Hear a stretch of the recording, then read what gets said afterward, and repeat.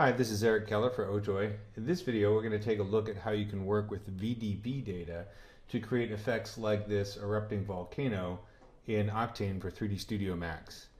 So we're going to look at how we can import the VDB data and use a volume medium to actually shade it to create this kind of effect. But we're also going to look at how you can create VDB data very easily using Houdini. So let's start by taking a look at the scene in 3D Studio Max. So here is the scene in 3D Studio Max rendering using Octane. So you can see the volume in the Octane viewport, plus our geometry and our lighting. The scene itself is pretty simple. I just have my volcano geometry, which is sculpted in ZBrush, and I'm using a sun and sky node for the lighting and a simple deformed plane for the water. So really all the action is occurring with the volume node right here, which is what we're mostly going to be talking about in this video. So a VDB file is kind of a generic format that allows you to easily transfer volume data like clouds and explosions and fluid sims between various 3D software packages. So the VDB format itself was created by an independent group of developers. And if you want to learn more about the format itself, you can go to openvdb.org. So how do you get a VDB? Well, the easiest way to get a VDB file is to go to openvdb.org and go to the download section. And if you scroll down, you'll see that there are a number of free example scenes that you can easily download and start working with right away, including some nice explosions with fire and smoke and that kind of stuff. And of course, the files that I created for this project, you can download and work with as well. So to generate this smoke and fire, this fiery eruption that you see here, I actually used Houdini. And believe it or not, it's not that hard to do. And I'm by no means a Houdini expert. So I'm going to take you very quickly through that process of creating a VDB and exporting it as a sequence from Houdini, just so you get a little bit of a sense of how to work with this file format. So to create the effect in Houdini and export it as a VDB sequence, what I did is I brought in my volcano geometry using File, Import, brought in the geometry, and that gives me a nice place for position and scale reference. Then I created a tube object by clicking on this button here on the shelf, and I placed that tube within the caldera of the volcano and kind of scaled it down so that it would fit neatly within there. And then with the tube object selected, I went up to the shelf, the Pyro Effects shelf, and up here there are a number of presets that you can use for quickly generating effects. Luckily for me, there happens to be a volcano preset. So with the tube selected, I clicked on the volcano preset, and it added a number of nodes to the scene to automatically generate that volcano effect using the tube object as a source. So when I play the scene, you can actually see I have this animated explosion coming out of the volcano. So to actually export the VDB sequence from Houdini, I need to go to Pyro Import. And within this node, you'll see Import Pyro Fields and Import Pyro Visualization. I'm mostly concerned with the Import Pyro Fields node. What I need to do is I need to connect a converter to this node. So if I pull up the tab menu and type in Convert, I can find Convert VDB right here. Click on it to add the node, and then add the input right here. And then to this node, I need to attach a file node. All right, so this is just a duplicate of what I've already done here. So the file node tells Houdini where to put the VDB sequence and what to include in it. So if I take a look at the Convert node, I need to set the Convert to menu to VDB, because that's what I want to output. And this will add a few more options right here, which I can leave these at the default. And then I want to tell Houdini what I want to include as part of the VDB sequence. And to do that, I can use this menu right here, and you can see here are some of the options that are included in the simulation. So I'm going to keep things simple, and I'm just going to choose density and temperature. And once I have that set up, I'll go down to the file node. I'm going to set the file mode to write so that it writes the files to disk, and then open up the file browser to choose where I want to put the sequence. So the sequence itself, I'm going to give the name Plume $$F. This tells Houdini that I want to export a file sequence as opposed to the current frame. Then the file format is going to be VDB. And then to choose the number of frames that I'm going to do, all I need to do is play through the simulation. So I set my timeline to 70 frames because I felt like that was enough. And then all I need to do with the file node selected is rewind and play the scene from the beginning. And as it plays the scene, it's going to write the VDB files to disk. And that's all I need to do to export the VDB sequence from Houdini. Okay, so let's talk about bringing the VDB sequence into 3D Studio Max. So you can see I already have one here all set up and ready to go. The first thing I want to point out is that I am rendering using the PMC kernel. So if I go to Render Setup, under the Kernel tab, I have this set to PMC. If I set this to Direct Light, you can see it makes a big difference. So be aware of which kernel you're using when working with VDB files and the volume medium.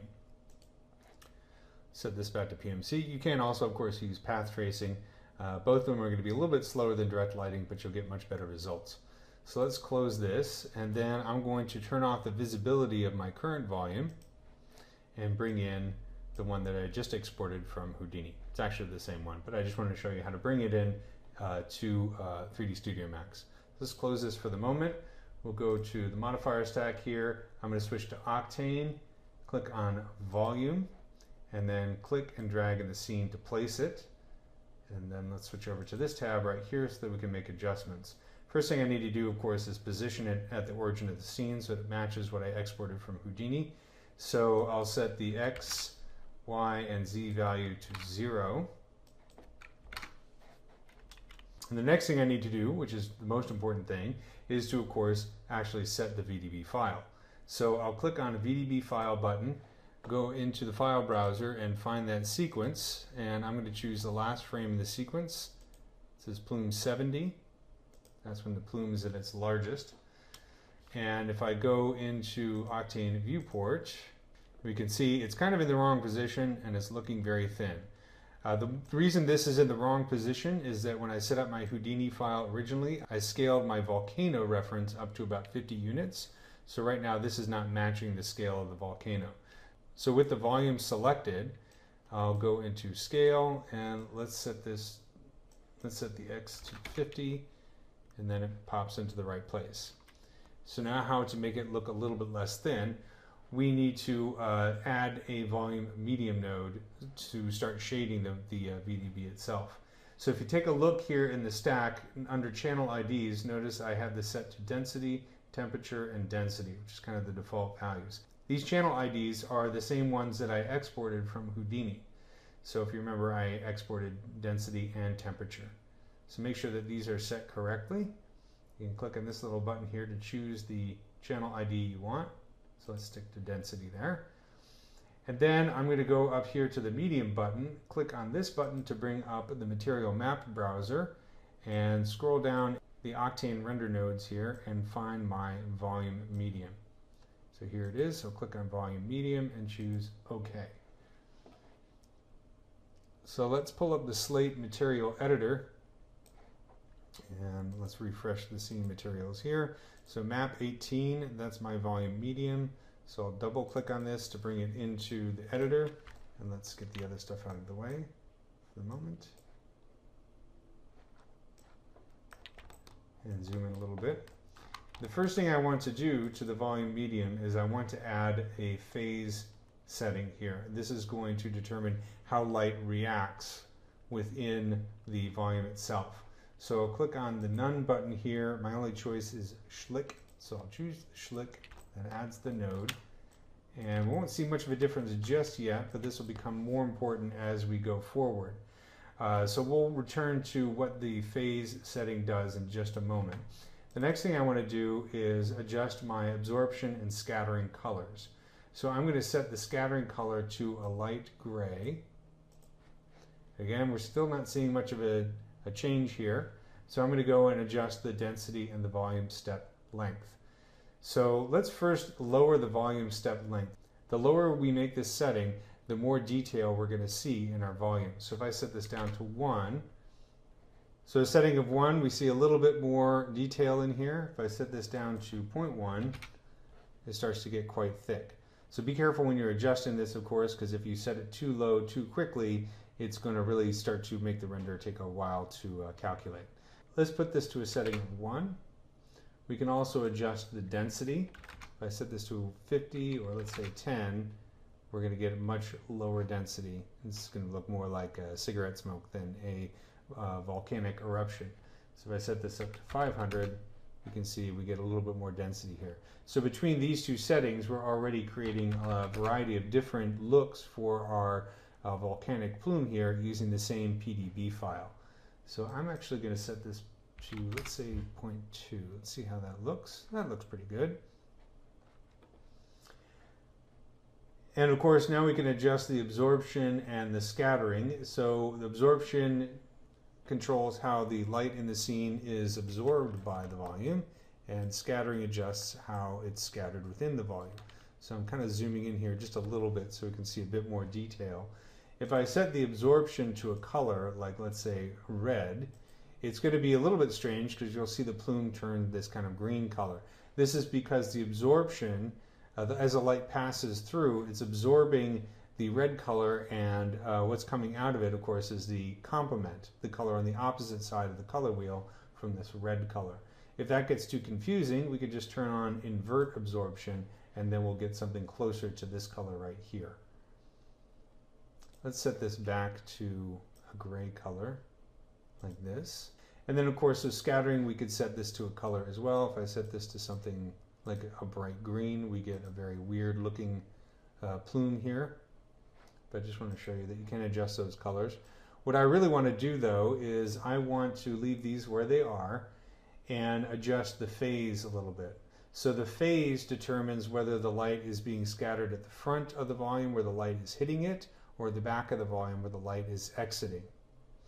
So if I take a look at the phase setting, the default value is 0, so it's kind of like right in between.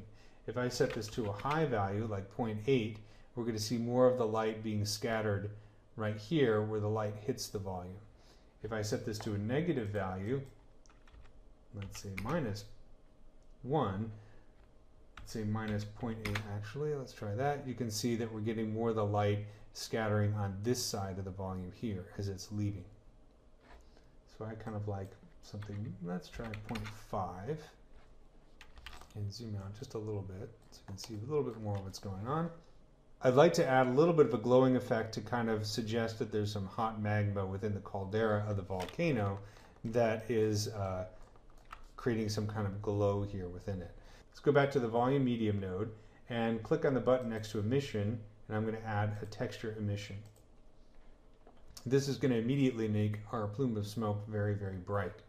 So let's adjust that emission node a little bit. Double click on this. And the first thing I'm going to do is let's set the power down to 1. So now that's not quite as strong. And of course we can set the texture to a darker color, or we could even set it to a red color if we wanted to have this red, overall red color emitted by the volume. But I think I'm going to add the color using a ramp rather than just applying it to the texture. So let's set this back to kind of a dark gray. And go back to our volume medium and click on emission ramp, and this will open up the material map browser, and I'm going to add volume ramp. You can also add volume ramp to absorption and scattering to kind of adjust the colors within those channels as well. So let's click on the emission ramp to make some adjustments here. If I lower the max grid value to 1 and then start adding colors, you can see that this already has a huge difference on the look of the plume here. I'm going to double click on this and change it to kind of a dark red, reddish orange. And let's click on this one and let's make this, and I'm going to pull a black color up here a little bit so you can see at this point it's just a matter of kind of playing around with the position of the colors on the ramps. We can also adjust the max grid value. If I set this up to 10, you can see that's kind of pushing it down a little bit. The other thing we can do is we can go into the volume node right here and adjust the emission scale. If it's too bright, we could bring this down to, say, 0.5 or something like that, and that will scale down the overall volume. That will scale down the overall emission channel. So what I'm going to do is set this back to 1, and let's set the medium to the plume medium that I was using before, that I set up earlier, just so you don't have to watch me messing around with settings forever. So I'll go down here to the scene materials, and let's choose the plume medium. So that's the plume medium that I had before. I'm going to set the emission scale down to 0.1. And there we go. That's the look that I'm going for. So just with a little bit of fooling around, you can start to really get a wide variety of looks for your volume effects here within Octane for 3D Studio Max. The last thing that I wanted to point out is if you want to now animate the sequence, of course, if I set the frame number digits, let's set the start frame to 1, and of course we need to reset our sequence to the first frame.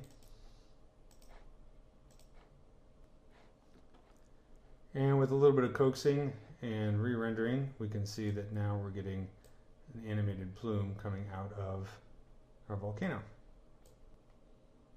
So that's the basics of working with VDB data in Octane. And I hope this gives you some ideas on ways to experiment with these techniques within your own Octane renders. And I hope you enjoyed this video.